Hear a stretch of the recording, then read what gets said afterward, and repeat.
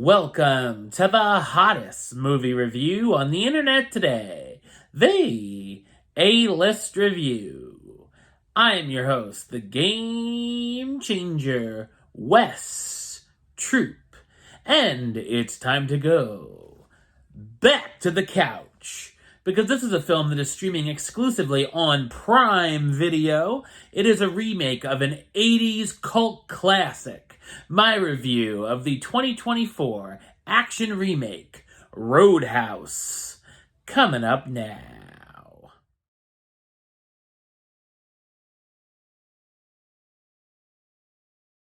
Ex-UFC fighter Elwood Dalton takes a job as a bouncer at a Florida Keys roadhouse called the Roadhouse, only to discover that this paradise is not all it seems. So what did I think of Roadhouse? I thought it's a generic and mostly forgettable action remake. It's directed by Doug Liman, who's best known for directing films such as Swingers, Go, The Bourne Identity, Mr. and Mrs. Smith, Edge of Tomorrow, and American Made. If you've seen the original Roadhouse, you'll see that the premise is still the same. The skilled fighter who's brought in to clean up the bar, he falls for the woman who's his doctor, and there's a villain who's running the town. This version, however, feels very safe and lacks the charm that the original film had. The action scenes can be very hit and miss, pun intended. While some can be exciting, they can get a bit repetitive after a while. There's also some odd camera work and lots of CG used in these fights. Some of the fights can be funny, most notably Dalton fighting off a motorcycle gang and how he handles them afterwards. The film thankfully doesn't take itself too seriously and can certainly get over the top. I enjoyed the first half more than I did the second, as the story gets very predictable with no surprising twists or turns. Like the original film, we see Dalton had something bad happen to him in his past, and while it takes a lot to get him to break, he has a mean streak and is capable of doing violent things. The dialogue here is very eye-rollingly lame as well.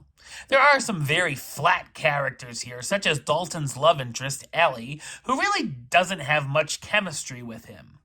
Ben Brandt is just an average villain with the usual scheme of wanting to make a resort, but the roadhouse is in his way and he wants to get rid of it. Someone who is way over the top, though, is Conor McGregor, who's basically a walking cartoon. I feel like it could have been edited down a bit too, as it goes on too long. Jake Gyllenhaal, who definitely got ripped for this project, stars as Elwood Dalton, the retired UFC fighter recruited to clean up the Roadhouse establishment. Daniela Melchior as Ellie, a doctor who tends to Dalton's injuries he begins dating. Billy Magnuson as Ben Brandt, the local crime boss who inherited his incarcerated father's drug empire. Jessica Williams as Frankie, the owner of the roadhouse that hires Dalton, and Conor McGregor as Knox, the psychotic enforcer hired to take down Dalton. While Roadhouse can be entertaining at times, it feels like a watered-down version and doesn't pack the punch of the original film. Number-wise, I'm going to give it a 5 out of 10, which gives it the A-list rating of meh. It's okay. Alright, well that's the show. I'll be back with another review very soon.